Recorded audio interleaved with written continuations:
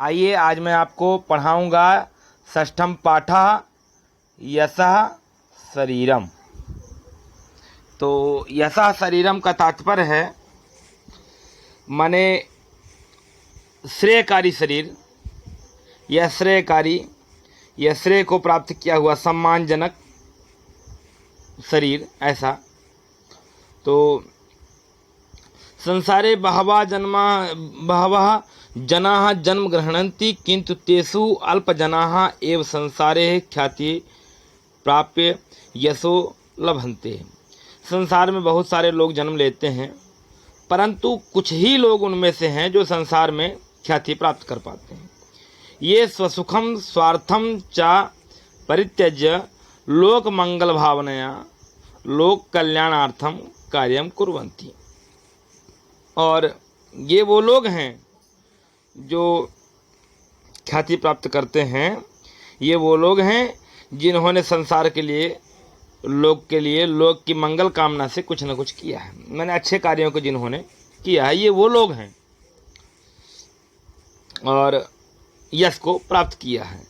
ये स्वार्थ मात्रम चिंतयन्ति ते जीवंतो अपि मृता इव तिष्ठन्ति। मतलब जो व्यक्ति केवल स्वार्थ मात्र ही देखता है, केवल स्वार्थ देखता है, वह जीते जी मृत्यु को प्राप्त किया हुआ है, मान जीते जी मृतक के समान है। अस्य भावनया विकासाय बालाबोधनाय च संकलितः कथा अत्र प्रस्तुयते। और इसी भावना का विकास के लिए,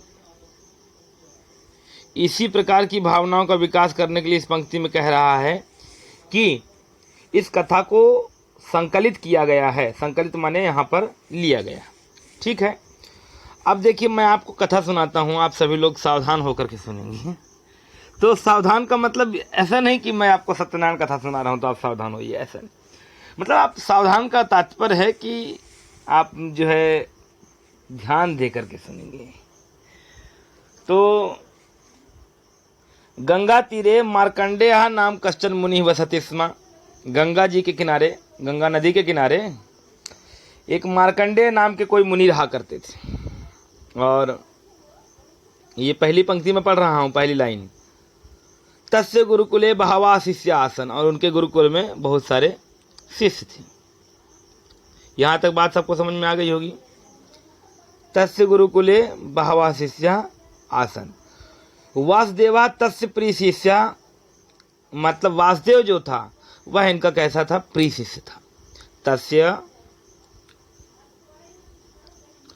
और तस्य 12 वर्षात्मकम अध्ययनम यदा समाप्तम तदा गुरुः तम आहूय अवदत्। और जैसे ही 12 वर्ष की शिक्षा को समाप्त किया, मतलब पढ़ करके 12 माने 12 वर्ष तक, और गुरु ने उसे बुलाया। जैसे समाप्त हुई उसकी शिक्षा तो वहाँ पर गुरु ने उसे बुला दिया।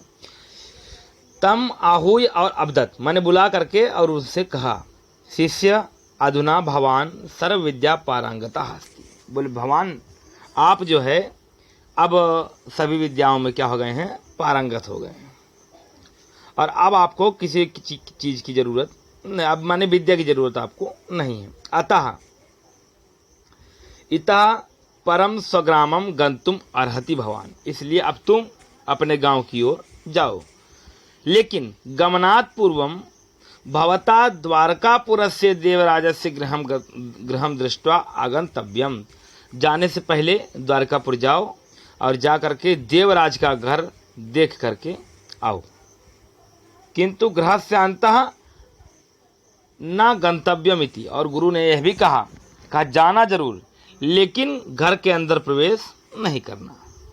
और आइए अब हम लोग अब दूसरी पंक्ति की ओर चलते हैं। यहाँ तक तो समझ में आ गया होगा कि गुरु ने उनसे बुलाया और कहा कि भाई आज जो आपकी शिक्षा है वह पूरी हुई और अब जो है आपको घर जाना चाहिए, लेकिन थोड़ा सा एक छोटा सा काम है मेरा, वो आप कर दीजिए।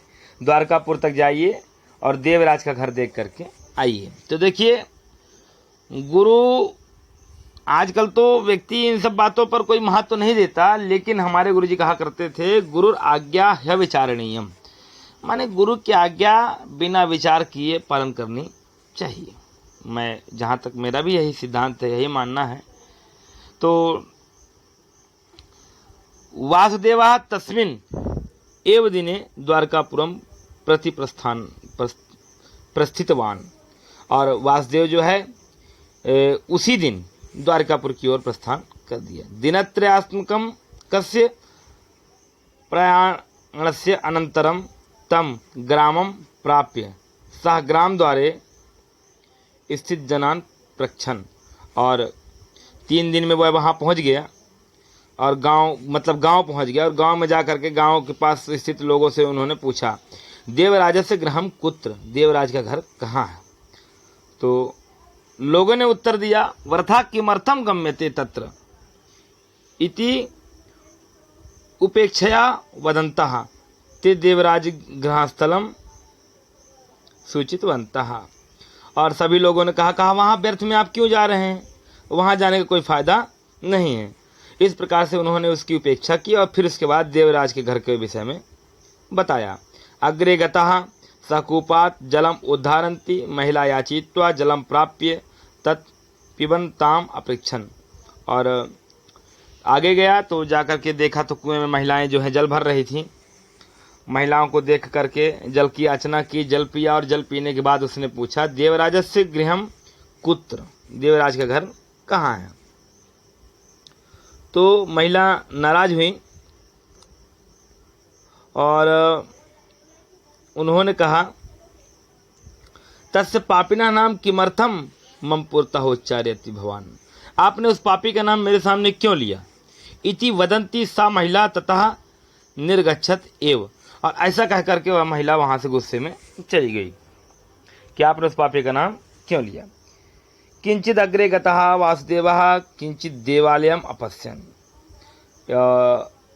वासुदेव कुछ दूर गया और जाकर के एक देवालय देखा। तत्र प्रसादत्वेन भोजन वितरणम प्रचलति स्म, वहाँ पर भंडारा चल रहा था भोजन। तो नितराम बुभुक्षितः वासुदेव जनानां पंक्तौ उपविशत, और व्यक्तियों के साथ वहाँ पर पंक्ति में बैठ गया। और भोजन के समय पर स्वपार्श्वे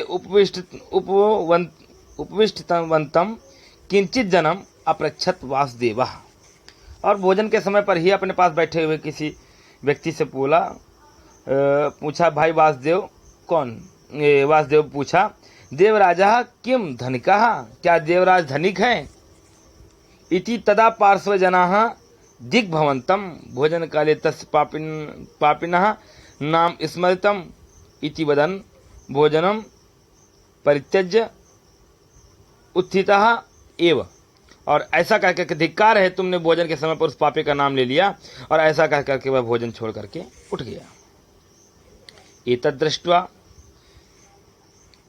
परिवेशकाः वासुदेवाय अत्रम पायासादिकं न परिविष्टवन्तम् एव अपूर्ण उदरः एव सा ततः उत्थितवान, और वासुदेव को भी भोजन वहाँ नहीं मिला। दृष्टवा परिवेश मतलब क्रोधित हो गए लोग, और लोगों ने जो है उसे भोजन परोसा नहीं। तो फिर अंत में बिना खाए ही बेचारे को उठना पड़ा, उधर पूर्ति नहीं हुई इसकी, और उसे बिना खाए ही उठना पड़ गया। और दूरात एव देवराज गृहम दृष्ट्वा प्रत्यागतः, और दूर से ही देवराज के घर पहुंच गया, और जाकर के दूर से देख करके और फिर वहां से लौट करके चला आया। सा दिनद्वयस्य अनंतरम गुरुकुलम प्राप्तवान, और लौटते समय 2 दिन में ही, बड़ी स्पीड से लौटा होगा, 2 दिन में ही घर गुरुकुल पहुंच गया। और गुरु तम पुनः अवदत, और फिर गुरुजी ने फिर से कहा अब ऐसा करो रामनाथपुरम गत्वा रामदेवस्य गृहम ज्ञात्वा आगंतव्यम इति, और फिर उसके बाद जब दोबारा आए तो बोले ऐसा करो, अब ऐसा करो कि रामनाथपुर जाओ और रामदेव का घर देख करके आओ। शिष्य अनंतर दिने हैं एवं रामनाथपुरम प्रति प्रस्थितवान। दूसरे दिन शिष्य जो है रामनाथ के पुर चला गया रामदेव का घर देखने के लिए। मध्य मार्गम तेन सोमपुरम प्राप्तम, मध्य में बीच में ही मार्ग में एक सोमपुर नाम का स्थान, मतलब उसका गांव भी नहीं पहुंचा था, रामनाथपुर सोमपुर नाम का स्थान था। तो तत्र स्वगृहम पुरतः उपविष्टाम किंचित मात्रम अवदत्। एक मैया जो है घर के द्वार में बैठी हुई थी, तो उस माता के द्वार में बैठे हुए उनसे पूछा, अम्ब किंचित जलम ददातु इति। उसने कहा कि माता क्या मुझे थोड़ा सा जल मिलेगा। जलम दत्वा माता अपृच्छत, जल देते हुए माँ ने पूछा, भवता कुत्र गम्यते इति। उसने कहा कि आप कहाँ जा रहे हैं। तो रामदेव गृहम प्रति इति अवदत्त वासुदेव। वासुदेव ने कहा कि मैं रामदेव के घर जा रहा हूँ। अहो प्रातः स्मरणीय सह इति उक्त्वा स माता वासुदेव स्नेहम अंतः नीत्वा भोजनादिकम दत्वा सत्कृतवती। अब देखिए, जैसे ही कहा कि मैं रामदेव के घर जा रहा हूँ, तो कहा ओहो वो तो प्रातः स्मरणीय है, इस प्रकार से लेकर के बहुत अच्छे व्यक्ति हैं। और अंदर ले गया, स्नेह पूर्वक भोजन भी कराया और बड़ा स्वागत सत्कार किया, तब उसको भेजा। ततः निर्गता वासुदेव रामनाथपुरम प्राप्य रामदेवस्य गृहम कुत्र। और फिर उसके बाद जो है वासुदेव जो है बोला रामनाथपुर जाना है, रामदेव का घर किधर है। रामनाथपुर में पहुंच करके लोगों से पूछा, किंचित इति किंचित अपृच्छत, किसी से पूछा। स अपि सत्कृत्य स्वयं आगत्य रामदेव गृहम प्रदर्शयत। और जैसे उसने किसी से पूछा रामनाथपुर में कि रामदेव का घर किधर है, तो बताया नहीं, बल्कि साथ में लेकर के गया और रामदेव का घर दिखाया, बोले ये है रामदेव का घर। दूरात एव तत् दृष्ट्वा वासुदेव गुरुकुलम प्रत्यागच्छत। और दूर से देख करके वह गुरुकुल की ओर चला गया। दिनद्वयम अनंतरम गुरु अकथयत। 2 दिन के बाद जो है गुरु जी के पास पहुंच गया और गुरु बोले वासुदेव भवान इति स्वगृहम गंतुम अर्हति। गमनात् पूर्वम भवता देवराजस्य रामदेवयोः पूर्ण परिचय प्राप्तव्य। अब 2 दिन बाद फिर गुरु ने कहा देखो अब तुम ऐसा करो, घर जाओ, लेकिन अब इन दोनों का पूरा परिचय पता करके पूरा परिचय लेकर के आओ। हालांकि ये बात पुरानी है, क्योंकि आज का व्यक्ति होता तो जरूर कुछ न कुछ उल्टी सीधी बातें गुरु कहने लगता कि भाई जब एक ही बार में आप क्यों नहीं बोले, ये सारी बातें कहता। लेकिन ये अवश्य ही मर्यादा की बात थी। एतम आदेशम पालनम वासुदेव पुनरपि द्वारकापुरम प्राप्य देवराजस्य गृहम अगच्छत। और फिर वो देवराज के घर गया। देवराज के घर में जाकर के देखा, वैभवोपेतम गृहम ततः द्वार रक्षका तस्य प्रवेशम निषिद्धवान। जैसे उसके घर पहुंचा तो द्वारपालों ने उसे रोक दिया। बहु प्रार्थनाम यदा करता तदा सा अंतः गत्वा देवराजम वासुदेव गमनम निवेदितवान। और किसी प्रकार से हाथ जोड़ करके उसके घर के अंदर गया, तो वह क्रोध के कारण क्रोध से बाहर आया। कोपेन एव बहि आगत्य देवराजा किम धनम याचितुम आगतम भवता। क्रोध से देवराज जो है बाहर आया और बोला, क्या तुम मेरे से धन मांगने के लिए आए हो। मया कस्मै किमपि न दीयते मम विश्रायन्ति ही नास्ता भवता। उसने कहा, क्या तुमने मेरा जो है विश्राम का समय बर्बाद कर दिया, मैं कुछ नहीं देता किसी को, जाओ यहाँ से। और डांट करके उसको भगा दिया। निर्गम्यताम इतः, यहाँ से चले जाओ। इति तर्जयित्वा तम प्रेषितवान। और ऐसा कह करके भेज दिया उसको वहाँ से। तथा वासुदेव रामनाथपुरम प्राप्य देवराजस्य गृहम पर्णहि निर्मित प्राचीन गृहम तत्। और वह रामनाथपुर गया।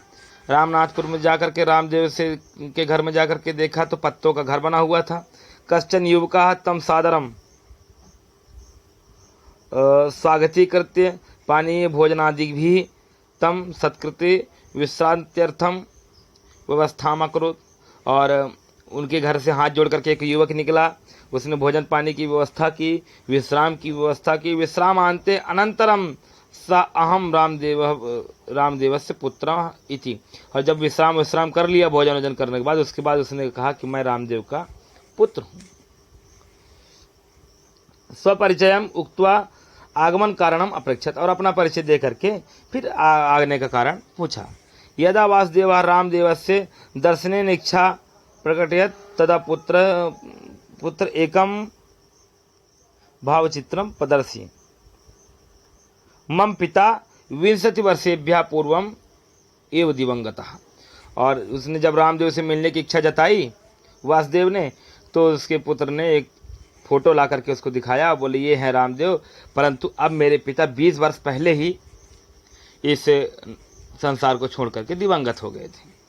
इदानीम तस्य स्मृति मात्रम अस्ति लोके, अब केवल स्मृति मात्र ही इस संसार में उनकी रह गई है, माने केवल उनका स्मरण ही इस संसार में रह गया है। इति विषादेन अवदत्, इस प्रकार से उन्होंने दुख के साथ कहा। रामदेवः ग्रामस्य विकासाय देवालय, चिकित्सालय, विद्यालय, ग्रंथालय, धर्मशाला, उद्यानानि यानी कारितवान तत्सर्वम अपश्यत वासुदेवः। और रामदेव ने जो बनवाया था गांव में, गांव के विकास के लिए देवालय बनवाया था, माने मंदिर, चिकित्सालय, अस्पताल वगैरह बनवाए थे, विद्यालय बनवाया था पढ़ने के लिए, ग्रंथालय माने लाइब्रेरी पुस्तकालय वगैरह बनवाया था, और धर्मशाला आदि रुकने के लिए व्यक्तियों को बनवाया था। इस प्रकार से वासुदेव ने जो बनवाया था वह सब कुछ उनको दिखाया। ग्रामे सर्वे रामदेवः स गौरवम स्मरन्ति स्म, और गांव में सभी लोग जो है रामदेव को बड़े गौरव के साथ स्मरण करते हैं। देवराजे जीवति सती अपि कोपि तस्मिन आदरवान ना, देवराज जीवित होकर के भी लोग उसकी कोई आदर नहीं करता। रामदेव तो 20 वर्षेभ्यः पूर्वम एव दिवंगतः, और रामदेव 20 वर्ष पहले चला गया। चेदपि जना प्रतिदिनम तम स्मरन्ति, लेकिन उसके बाद भी 20 वर्ष के बाद भी ऐसा लगता है जैसे आज ही है। लोग उसको मतलब आज भी लोग उसको बड़े आदर के साथ स्मरण करते हैं। तो यह समाज हितम चिंतयति समृतोपजीवति, जो समाज के हित की चिंता करता है, लोगों के हित की चिंता करता है, वह मरने के बाद भी जीवित रहता है। यह स्वार्थ मात्रम चिंतयति, जो व्यक्ति स्वार्थ मात्र की चिंता करता है, केवल स्वार्थ मात्र की चिंता करता है, अपने लिए ही मात्र करता है, सतु जीवन नपि मृतः इति, और वह तो जो स्वार्थ कर साधता है तो वह तो जीते जी मृतक के समान है। और आगतवान वासुदेवा मया रामदेवस्य जीवन एवं अनुसरणीयम, और इस प्रकार से वासुदेव अपने गुरु के पास में आ गया और आकर के रामदेव के जीवन से उसने बहुत कुछ अनुसरण किया। इस प्रकार से गुरु ने शिक्षा लेने के लिए ही इतना सब कुछ किया था। इति संकल्पस्य स्वग्रामे अगच्छत, संकल्प से माने रामदेव के जीवन से जो शिक्षा लिया उसको संकल्प ले करके और वह अपने गांव की ओर चला गया। फिर गुरु ने रोका भी नहीं, क्योंकि उनको अंतिम शिक्षा देनी बाकी रह गई थी। वह अंतिम शिक्षा दे करके गुरु ने उसे भेज दिया। तो बच्चों, आज हम लोग जो पढ़ रहे थे, इस पाठ का उद्देश्य था यशः शरीरम, मतलब व्यक्ति अपने जीवन में कितना, उसके जीवन में सत्कार्य महत्व रखते हैं, उसके जीवन में अच्छे कार्य कितना महत्व रखते हैं, ये व्यक्ति को समझना चाहिए। और यही बात गुरु समझाने के लिए ये मतलब इतना सब कुछ हुआ। और इस पाठ में यह सारी चीज़ें प्रस्तुत की गई है कि व्यक्ति को हमेशा परस्वार्थ करना चाहिए, स्वार्थ नहीं करना चाहिए। तो बच्चों, आज के लिए इतना ही। आगे हम लोग दूसरे वीडियो में मिलेंगे, लेकिन मेरा आपसे एक निवेदन है, मैंने आपको समझाया है, और यदि अगर आपको समझ में आया है बच्चों, तो प्रश्न उत्तर, खाली स्थान, सही जोड़ी, ये सब करें। एक्सरसाइज में मैंने आपको पहले बता दिया है कि ये कैसे लिखना है, विभक्ति वचन छांट करके पीछे से, किताब के पीछे आपके विभक्ति वचन दिए हुए हैं, ये सब छांट के लिखना है। जो नहीं बनता है बच्चों, बेझिझक आप लोग मुझसे पूछिए, 10 बार, 20 बार, 50 बार पूछिए, मैं आपको बताऊंगा। लेकिन थोड़ा सा मेहनत, मेरा निवेदन है आप सभी से कि थोड़ा मेहनत आप भी कीजिए। आज के लिए इतना ही बच्चों, धन्यवाद।